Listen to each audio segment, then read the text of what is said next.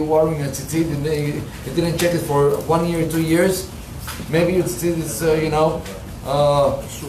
destroyed and it's a woman in a very far country. She was asking 400 zuz, I believe, to do an Aventura with her. And this man got such a yetzer hara, he said, I'm ready to pay that amount to do the Aventura with this woman. And the Gemara writes that the guy went all the way to that country and he got to her and he paid her 400. By the way, I think the Mahasha explains that why 400?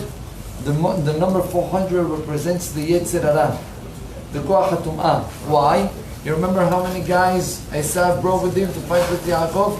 400. So the number 400 represents the sidra hara. And he paid the money. And Rabotai, the Gemara is telling us that this lady put in 7 beds, one on top of the other, of gold, silver, all type of beds, going better and better. And she was on the top 7. And the Gemara writes that the guy started to go up one bed after the other until the tzitziyot, say the Gemara, became like they give him a smack in the face. All of the 4 tzitziyot. When he realized that, say the Gemara, he went down all the seven beds and he sat down on the floor and started to cry. The woman saw that she was a goya. She went down all the beds. She sat with him and she started to tell him, I'm not going to leave you until you will tell me what did you found wrong by me. And he said, I promise, ha'avodah, that I didn't saw such a beautiful lady like you. But then I realized how those tzitziyot hit me in the face, and I say to myself, Borei Olam is watching me, he's looking at me, and I'm going to do such an avon. The end of the story, the guy went back to his country, and the lady followed him. And she entered to the Beit Midrash. She asked to know who is the rabbi of this guy, Rabbi. She entered to him, and she told him, Rabbi, Gayereni, I want to convert. And the rabbi said, maybe you're looking for one of my students and that's why you want to convert? And she says, yes. But the reason why I'm looking, it's not because I want the guy. I want to be attached to his actions. I want to learn this idea, how it's possible that a person can control himself in such a moment of yetzer hara, just a second before making an avon, just because of tzitziyot. The Gemara writes down that at the end, she got converted and they got married. By the way, the Mefarshim are explaining that every single yetzer hara that we have, Borei Olam is testing us. You have 2 options. You want to take it be'heter or be'isur. The enjoyment, you're going to have it anyways. You choose. You want to do it in the wrong way, or you're able to have patience and to get it afterwards be'heter. But Rabotai, the idea what I'm bringing this story is one, that the garments are making a difference. Yes, in our 21st century also. A person is not going to act the same way when you wear a kippah outside and when you don't. When you have tzitziyot on you and when you don't. The garments that you wear are giving you, they're showing you also how to act. An example you want to see? Imagine a guy goes like me, to the beach. Beach and and ties doesn't go together, correct? When a person wears certain type of garments, the way that you're wearing represents how you can act. The Rambam writes that's an obligation for a Jew to have his own garments.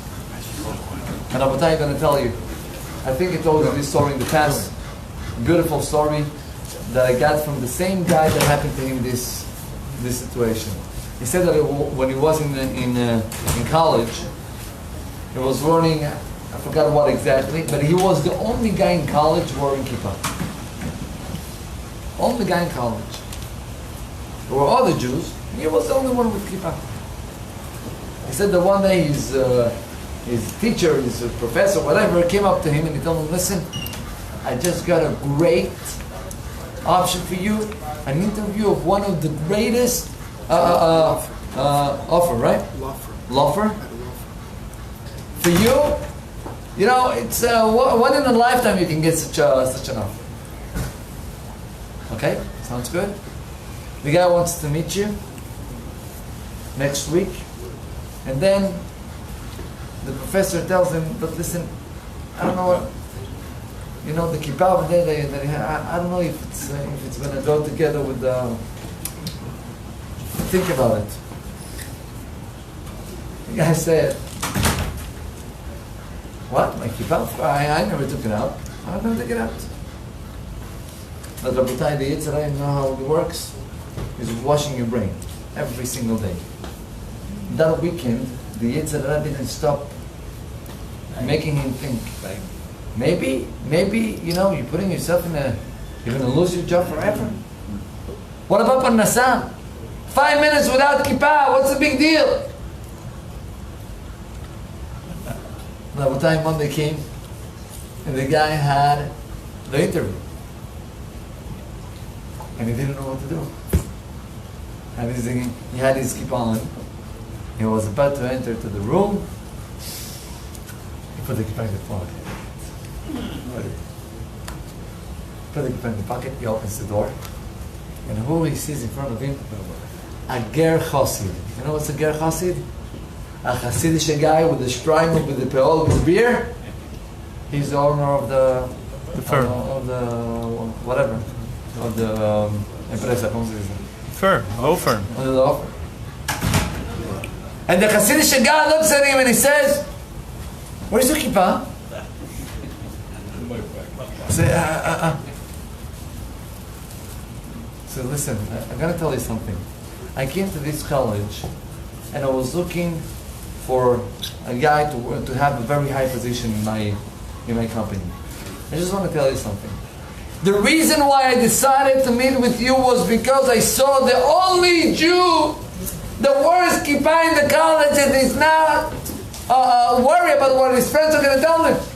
I said, such a guy that is strong in his decisions, that's what I need. And now, for the meeting, you're coming and you're taking out your kippah? I have no room for you. So they didn't get the job.